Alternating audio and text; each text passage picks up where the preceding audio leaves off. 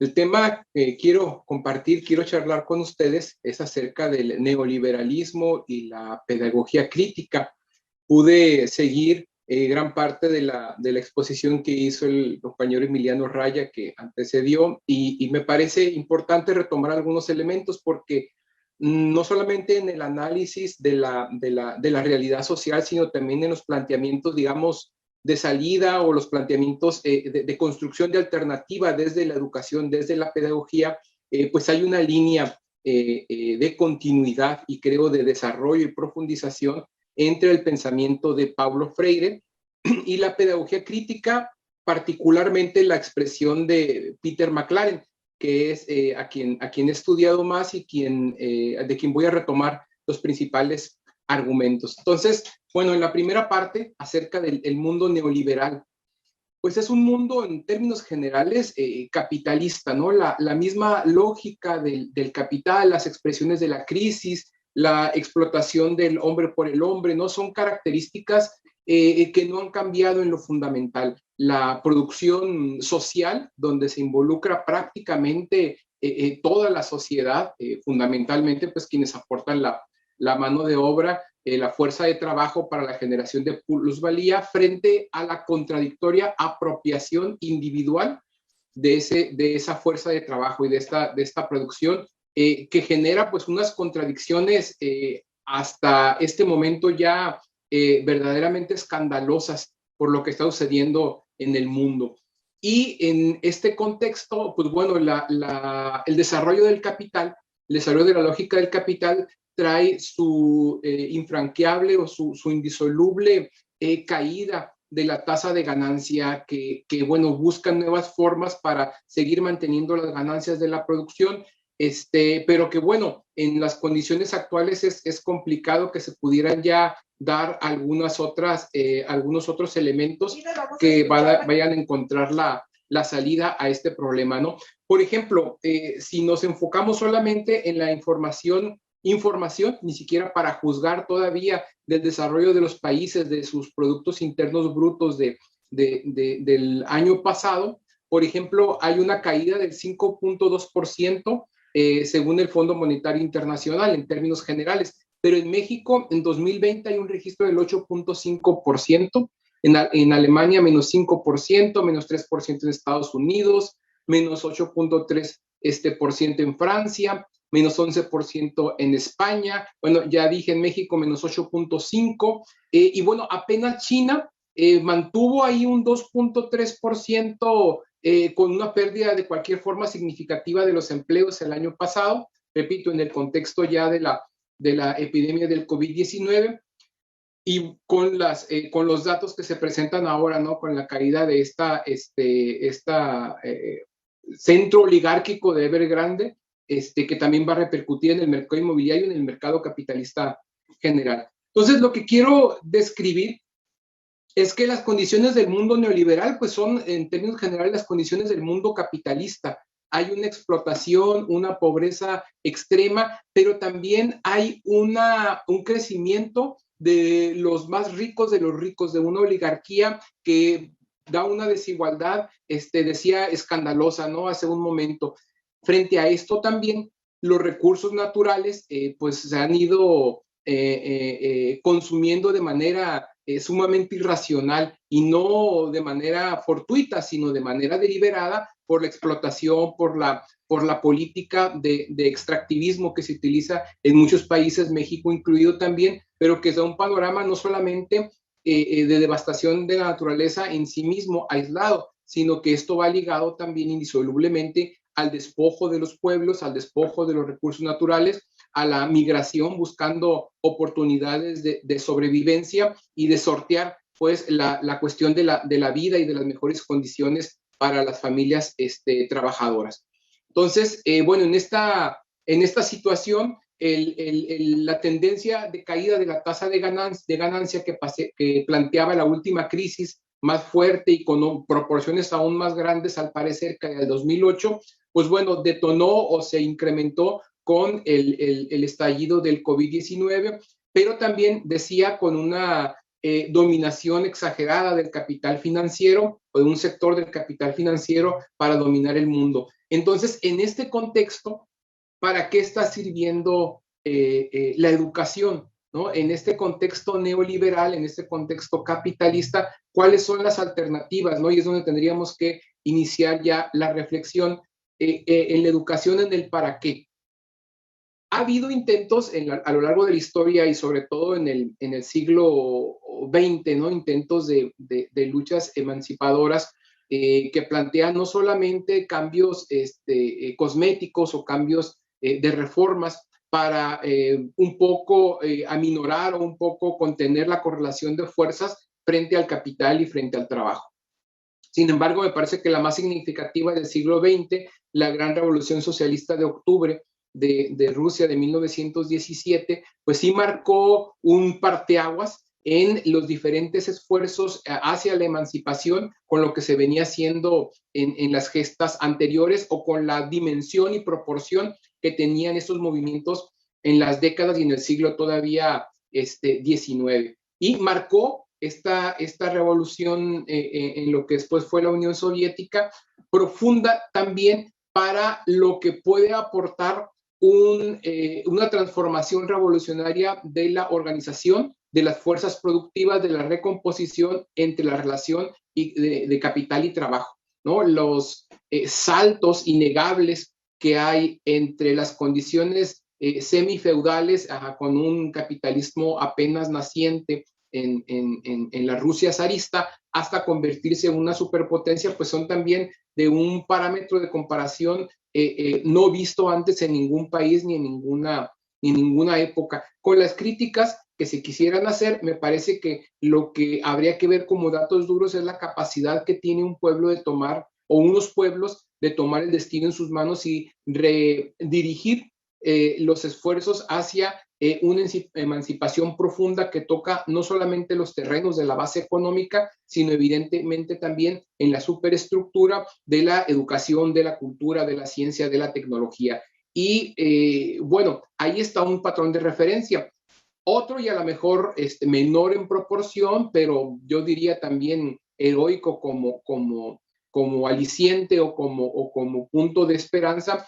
son los niveles, por ejemplo, en educación, cultura, deporte, ciencia que tiene la isla de Cuba, aislada y bloqueada por todo el mundo capitalista en general, pero que sin embargo mantiene, repito, con las críticas que se quiere hacer a esta expresión de resistencia del pueblo cubano, pero que mantiene unos niveles envidiables para el resto de los países de América Latina, incluso para el mismo foco de los conflictos en Estados Unidos, ¿no? Entonces, estas referencias en un mundo capitalista, estas luces que habrían algo de esperanza, de necesidad y también de referencia para la participación hacia las luchas de liberación, me parece que nos pueden servir de contexto para explicar qué está pasando ahora en la educación en el contexto neoliberal. Algo de lo que expuso el compañero Emiliano también en la intervención anterior, es bueno la dicotomía o esta aparente contradicción entre las escuelas públicas y privadas, pero que no va hacia el fondo este análisis si no lo planteamos en términos de qué persigue cada una, cómo están configurados sus programas de estudio, qué relación tienen con la comunidad que les rodea, cómo se pueden ir planteando alternativas desde esos espacios públicos o privados para incidir en otras dimensiones, ¿no? Ahí, además del reconocimiento, por ejemplo, que tiene el CUT para la apertura de estos espacios, a mí me venía a la mente en esta reflexión que se hacía también allá por 1994, cuando se dio la insurrección zapatista en el sureste de México, como quienes abrieron, recuerdo bien, los primeros foros de reflexión, no fueron la universidad autónoma, no fue la educación pública, sino que fue, según recuerdo, la Universidad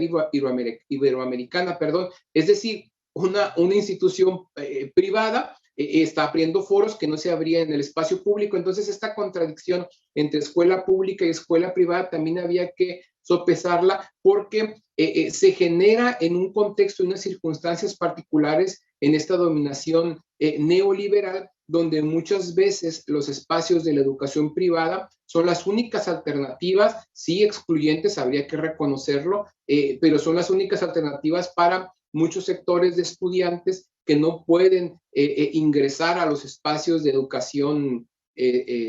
pública, o incluso con algunas aberraciones, me parece a mí, como lo que hacía el gobierno anterior en Baja California, donde daba becas a estudiantes que no quedaban en escuelas públicas para que pagaran su estancia en escuelas privadas. O sea, es el absurdo, ¿no? Recursos públicos para que un estudiante que no pudo ingresar a la pública vaya a pagar la colegiatura a la privada, ¿no? En lugar de desarrollar la infraestructura, los medios y las bases magisteriales para que la educación pudiera darse en otro sentido. Pero es parte de la misma concepción neoliberal de la educación. Ahora también habría que reconocer que las políticas neoliberales en el mundo del trabajo impactan mermando fuertemente los derechos laborales de los trabajadores en general, con el outsourcing o subcontratación o terciarización, con salarios muy bajos frente a lo que pueden compararse de los países fronterizos, etcétera. Pero estas contradicciones o esta merma de los derechos laborales no está excluida tampoco en el mundo educativo. Hay un grave rezago de los derechos del magisterio, de los maestros, del personal docente. Supongo que también, no tengo datos a la mano, pero supongo que también del personal de trabajadores manuales administrativos de las escuelas privadas, pero que, repito, había que enfocarlo en el contexto neoliberal, en cómo están sucediendo estas contradicciones y esta búsqueda de espacios para ofertar educación, para recibir educación, que no se puede acceder mediante las rutas, digamos, tradicionales, ¿no?, de la educación pública. Por otro lado, también está la parte del contenido. Esto, pues bueno, fue, digamos, de las condiciones materiales que tienen en la educación pública y privada en el contexto neoliberal, pero en el contexto de los programas de estudio, digamos, el contexto de contenido pedagógico y didáctico, también el intento, la fuerza con la que se quiso meter o con la que se sigue intentando meter el tema de las competencias, ¿no? Como si fueran las grandes respuestas, ¿no? Las grandes panaceas para los rezagos educativos de la juventud y en general para los niveles de egreso, de permanencia, de certificación, etcétera, pues tampoco ha tenido los resultados esperados, ¿no? Me parece que toda la narrativa, todo el argumento que se construyó previo a la implementación de la mal llamada reforma educativa en el sexenio anterior, pues tuvo que ver con una fuerte campaña por denigrar, denostar al magisterio para poder meter a chaleco estas políticas que mermaban los derechos laborales, que conculcaban décadas de prestaciones y de un nivel más o menos estable en sus condiciones de trabajo, pero también de implementar este modelo de excelencia, este modelo de calidad educativa que no obedece a parámetros propios de la educación en un sentido que correspondan a las necesidades de desarrollo propias del país o propias de una comunidad de países que compartimos el continente, etcétera, sino que corresponden más bien a las necesidades de la empresa, a las necesidades de la iniciativa privada, a las necesidades del capital, en pocas palabras, ¿no? Entonces, el programa de competencias, pues es esto, ¿no? Es esto, es cómo vamos metiendo esta concepción de competitividad, de individualismo, de echaleganismo, dicen ahora, ¿no?, de meritocracia, para que se diera la impresión de que se está desarrollando el tema educativo, pero que en realidad no hay resultados.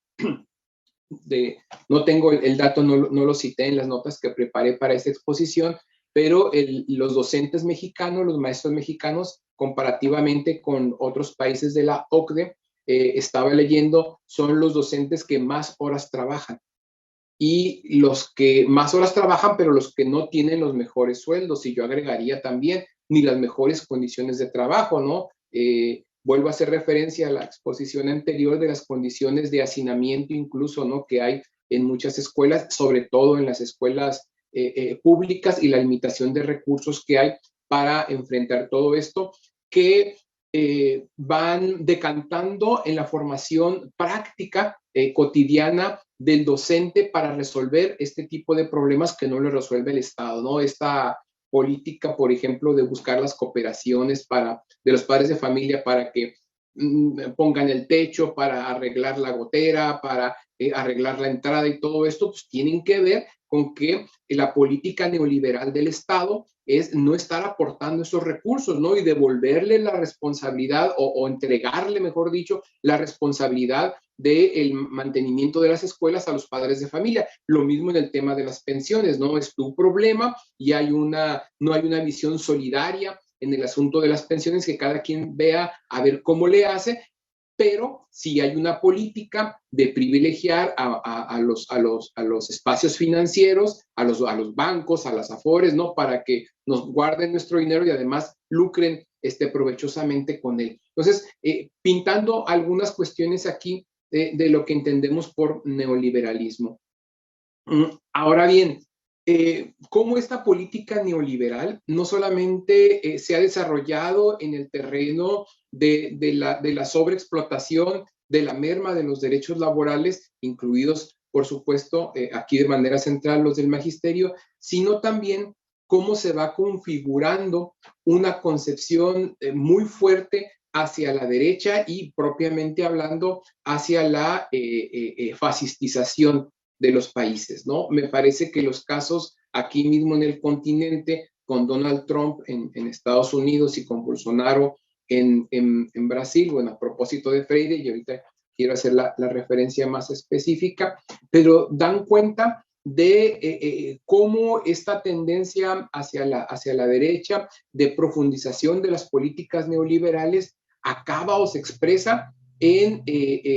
actitudes abiertamente fascistas y retrógradas desde el punto de vista del pensamiento científico y de la cultura en general, ¿no? Las expresiones, por ejemplo, de grupos como el QAnon en Estados Unidos, ¿no? La presencia fuerte de los grupos evangélicos en los organismos electorales o en los partidos en Brasil, la presencia, por ejemplo, de una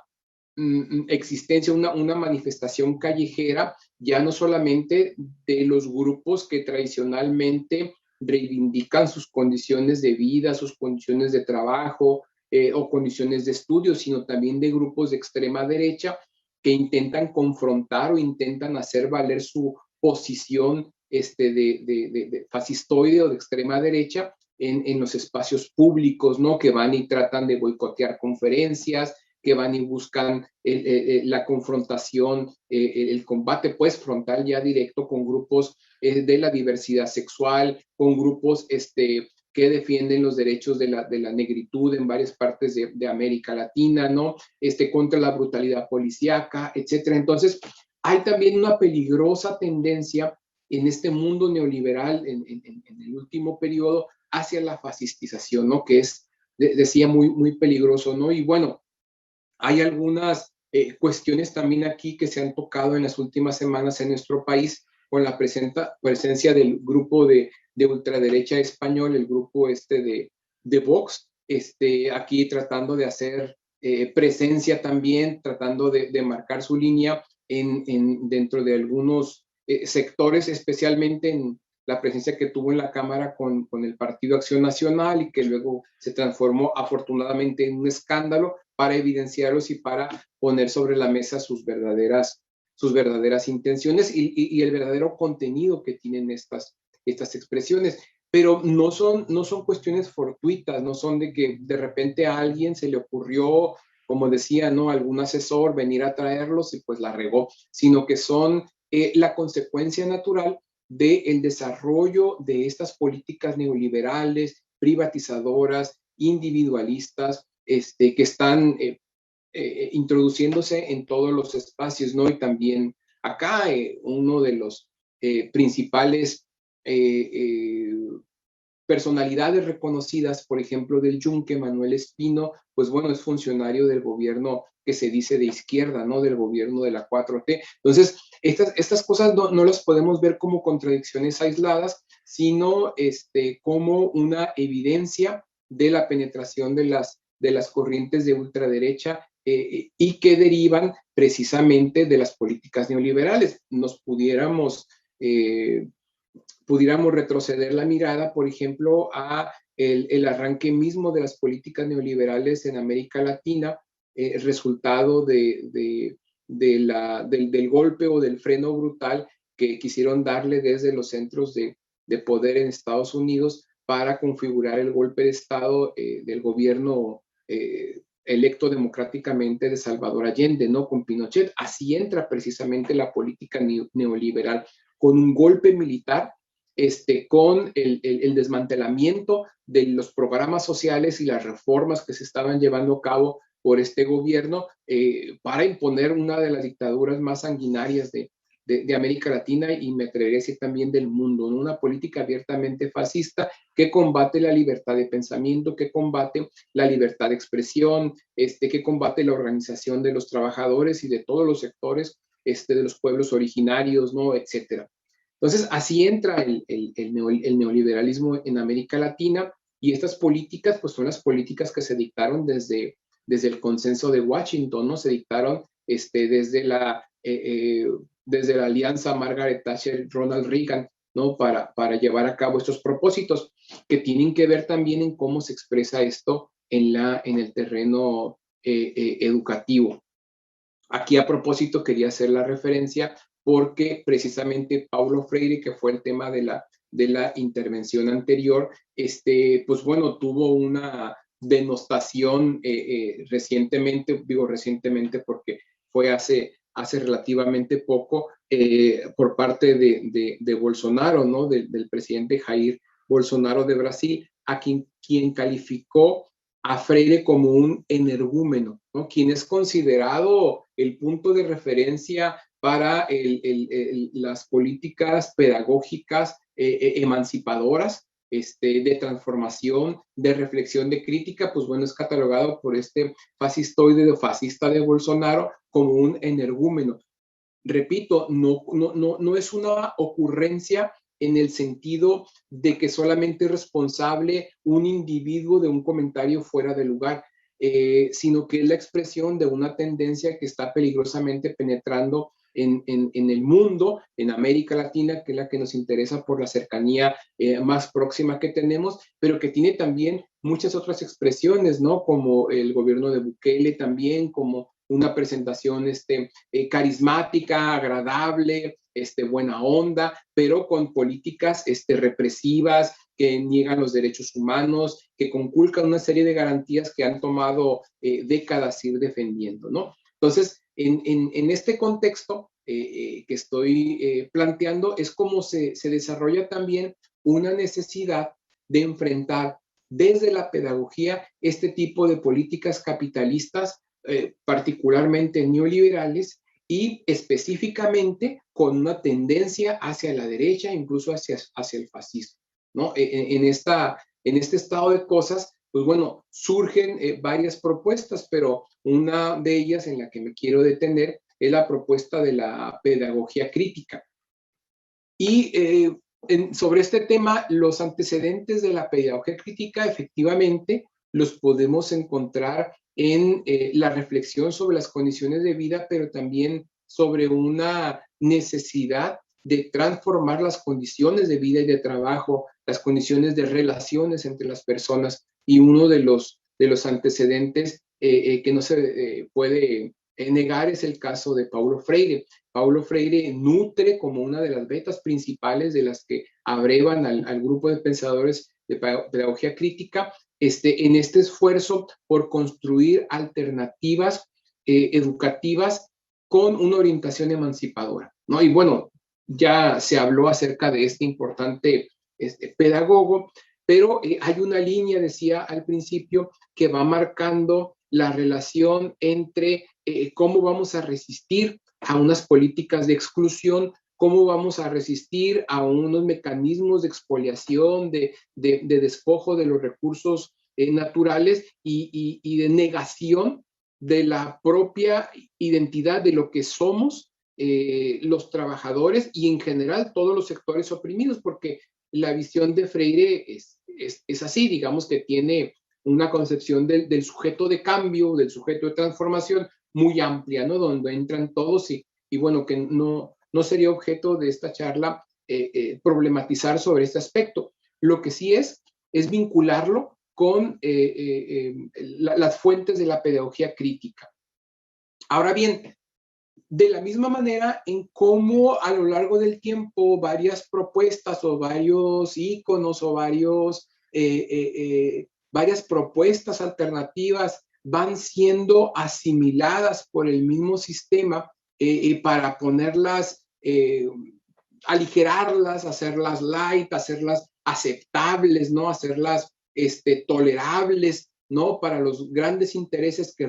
rigen los espacios educativos y del diseño de políticas educativas. Ocurrió algo muy parecido también con Paulo Freire, pero de igual manera con la pedagogía crítica, una tendencia de la pedagogía crítica de quedarse en el ámbito puramente académico, en el ámbito puramente escolar, en el ámbito de reflexión en los foros, de debate en los espacios entre pares, ¿no? Y solamente, pues digamos, en un aspecto bastante analítico, pero especulativo, porque no brinca al terreno de la acción. Esto sucedió, por ejemplo, Giroux lo plantea con claridad, pero también el mismo Giroux reconoce, y me parece que es una constante de la pedagogía crítica, que no existe una educación neutral. Y eso también, bueno, es una idea que pudiéramos encontrar en Freire, ¿no? Porque la pedagogía crítica asume una toma de partido, la pedagogía crítica asume una posición frente al mundo y con una actitud de transformación clara, ¿no? Muy directa, ¿no? Entonces, lo que delineábamos con algunos comentarios hace minutos ahorita del neoliberalismo, del mundo capitalista, pues la pedagogía crítica lo toma como tal, pero lo toma desde quienes padecen o desde quienes son objeto de opresión y de explotación en el mundo neoliberal. Entonces hay una clara toma de partido, hay una clara parcialidad para asumir este tipo de problemas educativos con una perspectiva transformadora. Entienden también en la pedagogía crítica las escuelas como espacios de resistencia, como espacios que se pudieran utilizar para la construcción de una mentalidad por la liberación, por el reconocimiento de los derechos de los pueblos, por el reconocimiento también y respeto de las diferentes identidades, que bueno, con muchas variantes dependiendo de los autores, pero sí con esta constante o este común denominador en donde se asume una posición clara y esta posición que se asume va ligada a la necesidad de una transformación emancipadora. La línea de Freire tiene mucho que ver con la tendencia de lucha de la teología de liberación, ¿no? De estas expresiones en América Latina que, pues bueno, jugaron un papel importante, incluso muchas veces aliadas de expresiones de lucha más abiertas, más cruentas o más directas, ¿no? Como hasta la lucha armada. Pero ese papel lo estaba jugando también de aliado, digamos, en las luchas de emancipación de los pueblos, la teología de la liberación. Y buena parte también de esto lo retoman algunos pedagogos críticos, entre ellos McLaren, Zenuto, incluso él se reconoce también como un pensador, digamos, creyente, ¿no? Para poderlo configurar de alguna manera. Pero bueno, que no se queda ahí, sino que va ligándose con otras tradiciones reflexivas, que va ligándose con otras tradiciones de pensamiento crítico, como la Escuela de Frankfurt y otras, ¿no? Que fueron nutriéndose, pues digamos, de un marxismo, quisiera decir, de segundo doblez, no sé cómo expresarlo, porque no son las fuentes directas, ¿no? De hecho, por ejemplo, pensadores como Peter McLaren se nutren de Peter Hudis, de Rana Yuvaneskaya, de otros autores que participaron en debates sobre diferentes aspectos del marxismo, pero pues que no son las fuentes directas, ¿no? Como Carlos Marx, Federico Engels, Vladimir Lenin, ¿no? No son pues los pensadores clásicos o duros, ¿no? Del pensamiento marxista, pero sí son, por ejemplo, igual otros más como Lukács, ¿no? En el caso de otros pensadores, pero así se va articulando la concepción de las pedagogías críticas, ¿no? Y un reconocimiento también que hacen este tipo de expresiones es, por ejemplo, cito aquí a Fernando Lázaro, pensador argentino, también desde la pedagogía crítica, que plantea que la inclusión tiene que partir de abajo hacia arriba, tiene que ser revolucionaria y tiene que abrir paso a una disputa al conocimiento hegemónico. Entonces, hay una toma de partido, decíamos, hay un rechazo a la neutralidad, hay una clara orientación emancipadora, hay un retomar las tradiciones ya existentes como la de Freire, como la de la Escuela de Frankfurt, la de pensamiento crítico, pero también hay una actualización frente a los problemas actuales, ¿no? Frente a los problemas no solamente de nuestro tiempo, sino los problemas también de nuestras geografías, ¿no? En este sentido, la necesidad de la inclusión se va enfocando a un reconocimiento contrahegemónico, pero también reivindicando los saberes, las maneras de concebir el mundo, las maneras de relacionarse desde nuestros pueblos, ¿no? de América. Efectivamente, me parece que es apenas en McLaren donde hay un perfil o una visión más clara de un compromiso con la clase obrera, de una expresión ya muy nítida de asumirse de que es un pensamiento que busca la emancipación de la clase trabajadora,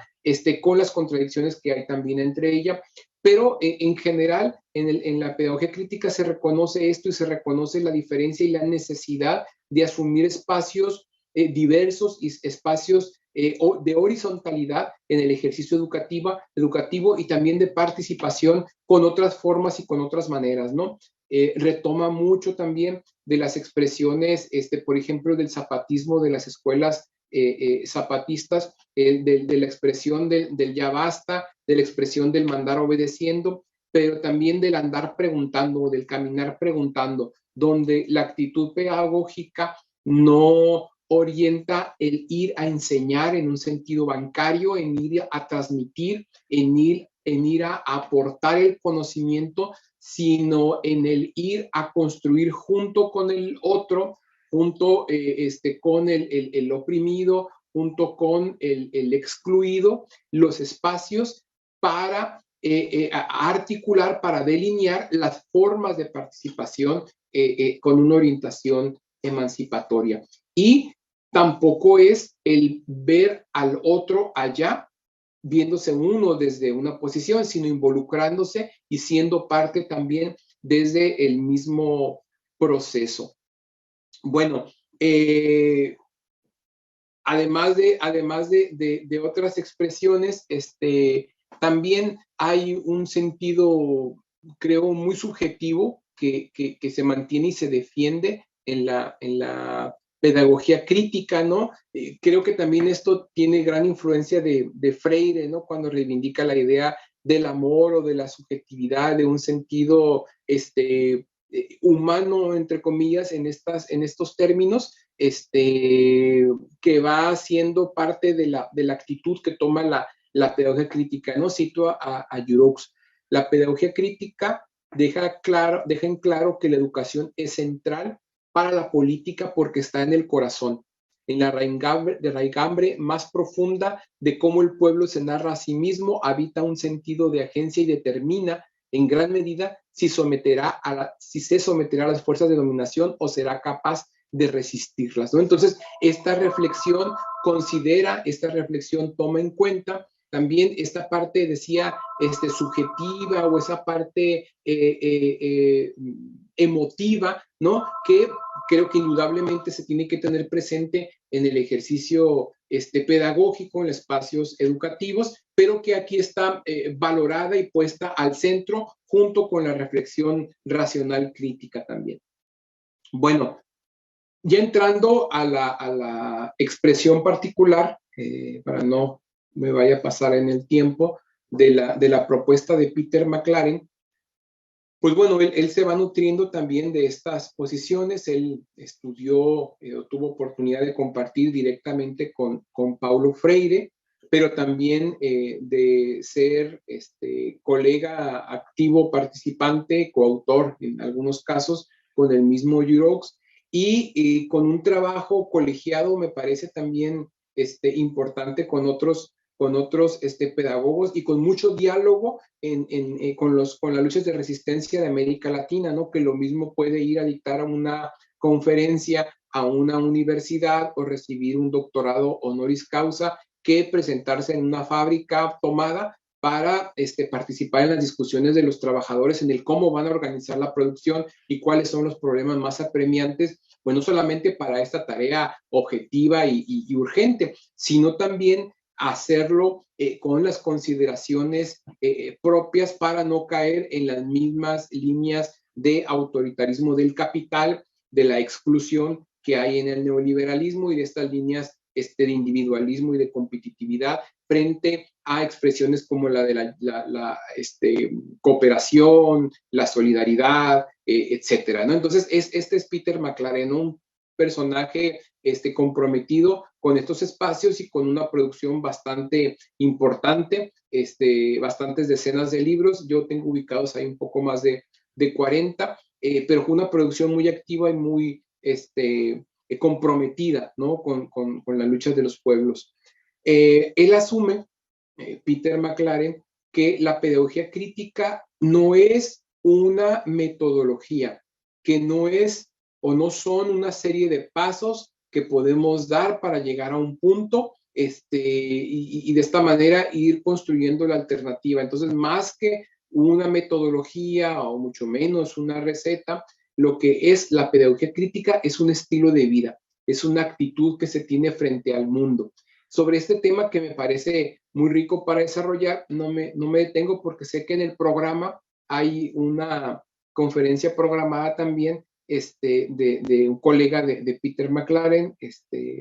Huerta Charles, que tendremos oportunidad de escuchar más adelante, precisamente con el tema de la pedagogía crítica como una filosofía de vida, y ahí seguramente encontraremos más elementos.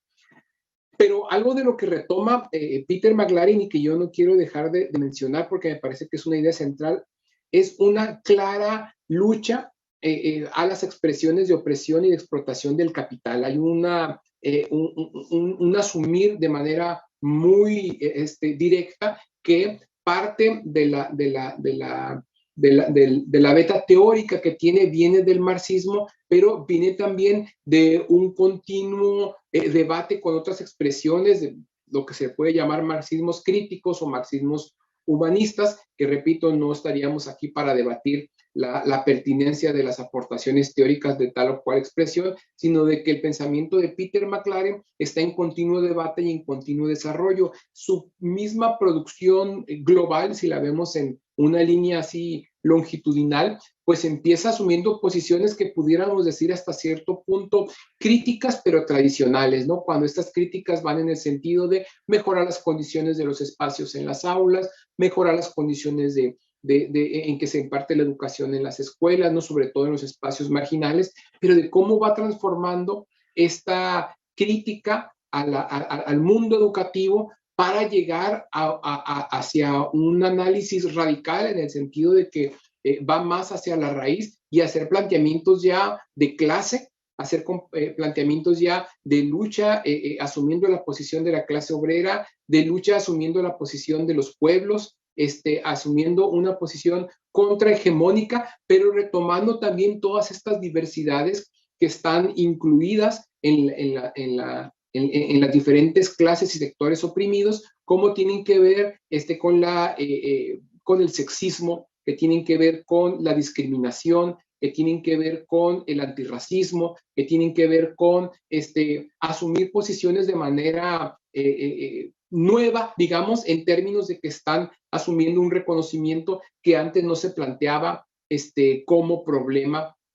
en las expresiones, pudiéramos decir, tradicionales, ¿no? O las críticas tradicionales que se hacen desde la pedagogía. Bien, dice Peter McLaren, por ejemplo, que ha intentado tratar a la pedagogía crítica y crítica revolucionaria como un movimiento social, que la mayoría de las reformas educativas nunca cuestionan al capital como una relación social, que ese es el otro elemento que retoma Peter McLaren, porque en este desarrollo en el tiempo que pudiéramos ver y de corrección y de autocrítica de su propuesta, va asumiendo, desde decía, hacer una actitud analítica y crítica, pero dentro de los márgenes tradicionales, digamos, de la reflexión pedagógica, hasta llegar al planteamiento profundo y plantear incluso que no es suficiente una pedagogía crítica, que no es suficiente asumir una actitud crítica frente a los problemas si no se asume también una actitud revolucionaria, una actitud de toma de partido y de transformación del lado de los oprimidos, de los excluidos,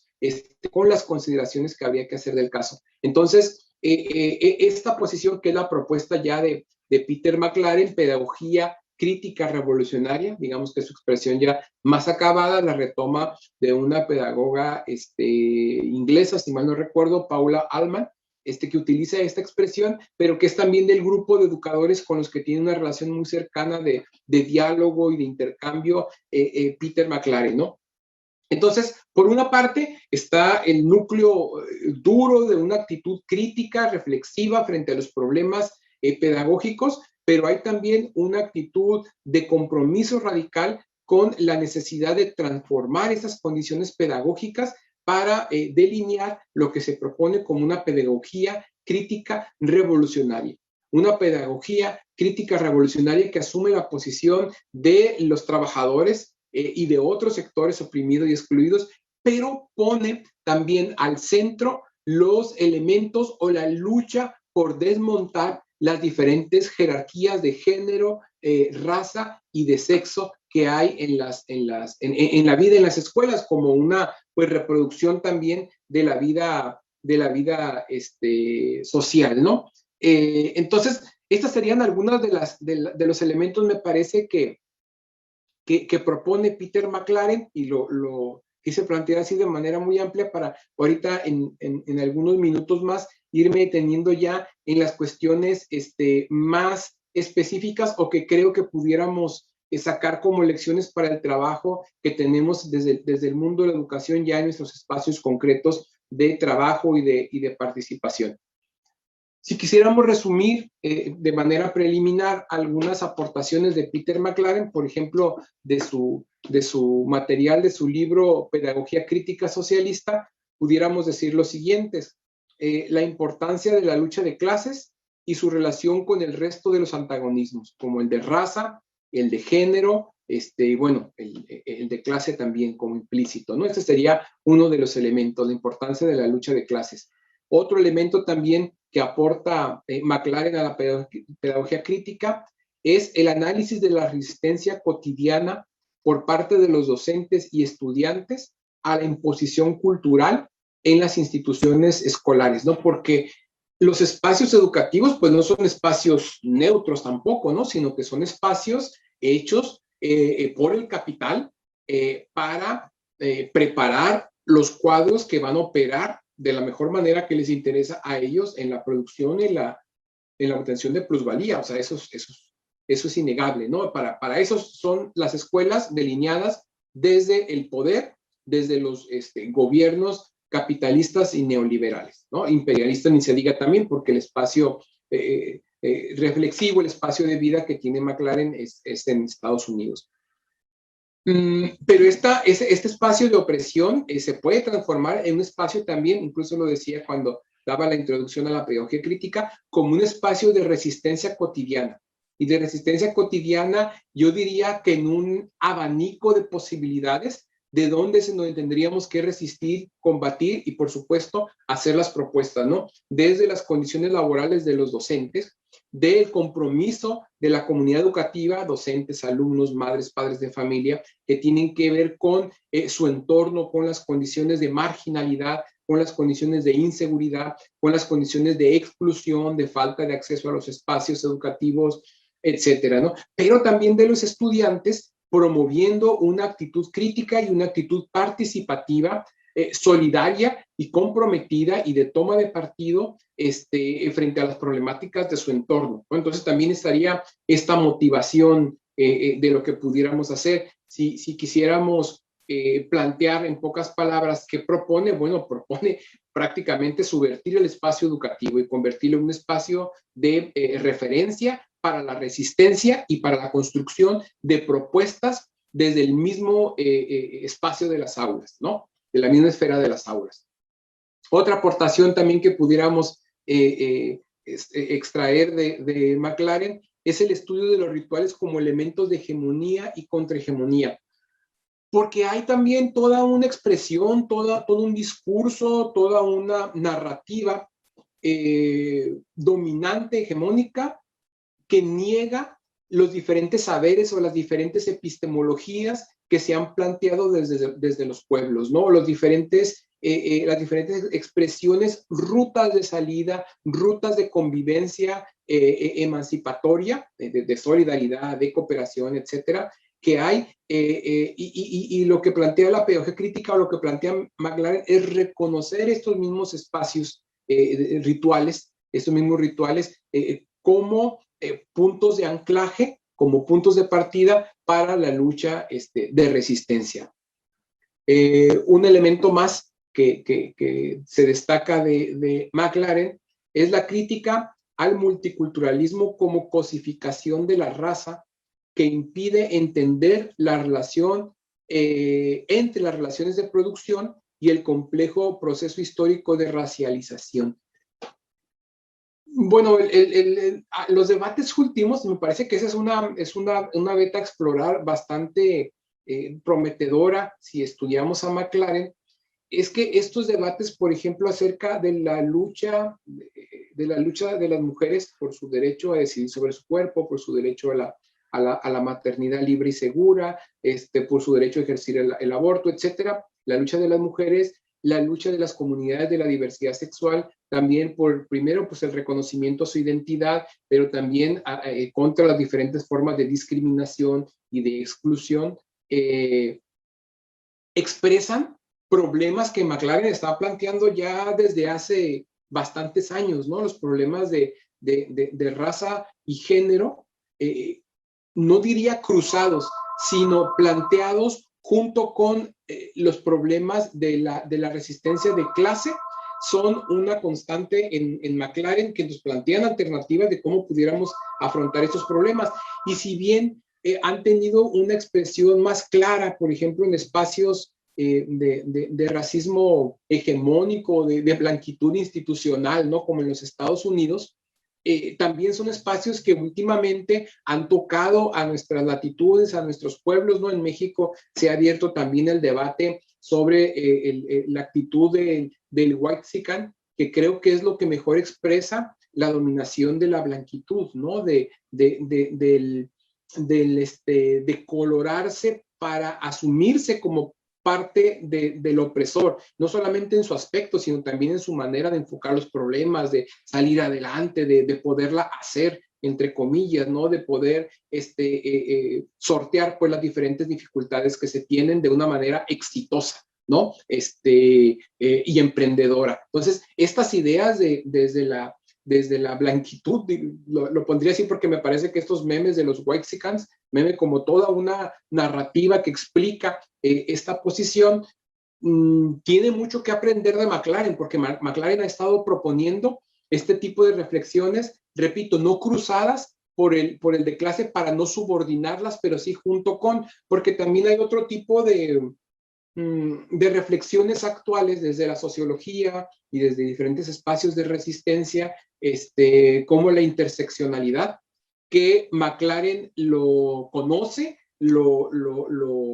aborda, pero sí mantiene una posición bastante crítica porque no deja a un lado la posición de clase. Y ahí digamos que la posición es un poco más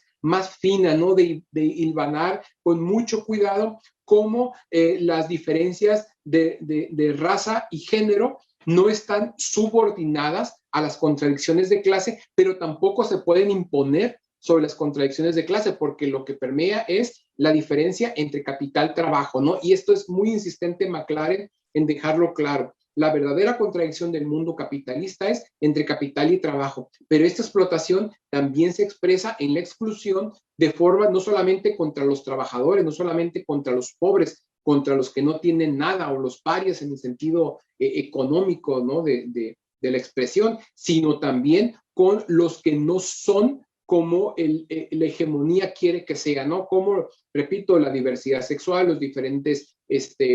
tonos de piel, etcétera. ¿No? Esta parte me parece importante en la propuesta de McLaren y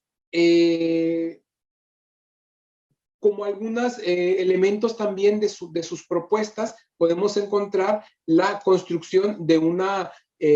forma diferente de ver el mundo en la que se pone en primer plano la construcción de una realidad menos injusta y más humana, en donde no dominen el lucro y la explotación feroz y la ganancia a cualquier precio, ¿no? Estas referencias o estos elementos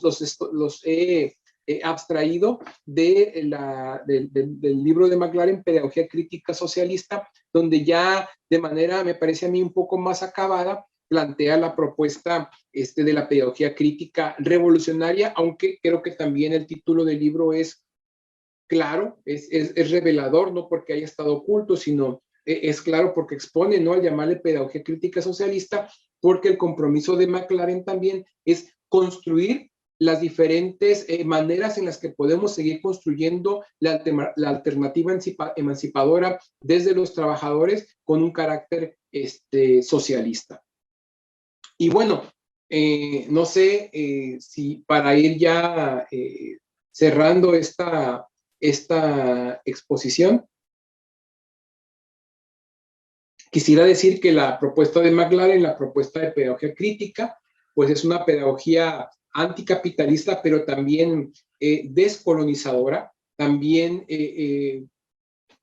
ávida de encontrar o de rescatar o de darle su lugar a las diferentes epistemologías de los pueblos que desde los ámbitos del poder han sido negados, han sido excluidos y han sido prácticamente no vistos, no han relatado su historia, no han relatado el mundo como lo ven desde sus latitudes y desde sus contradicciones particulares, ¿no? La propuesta que hace McLaren es una propuesta de compromiso, es una propuesta, decíamos, de toma de partido, pero es una propuesta también que pone en primer término el aspecto ético, ¿no? Aquí tal vez sea motivo de otro debate, la primordialidad que da McLaren al tema de la acción ética comprometida en la transformación revolucionaria, porque no establece un panorama infranqueable entre el mundo de la acción y el mundo de la reflexión o de la producción teórica, ¿no? Al revés, plantea que efectivamente en un primer momento el llamado a la participación o a la acción